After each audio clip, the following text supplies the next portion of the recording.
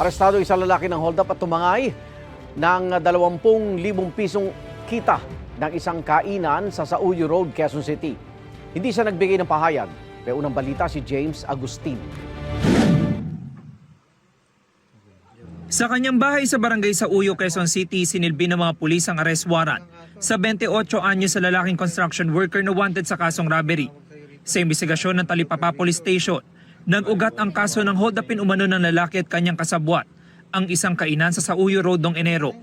Pinasok ko nila itong kainan gamit ang baril at kanyang isang kasamaan at persahang kinuha itong 20,000 pesos.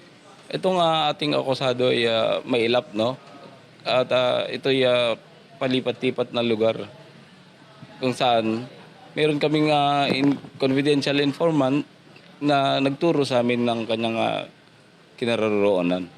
Una sa most wanted persons list ng QCPD Station 3 ang lalaki.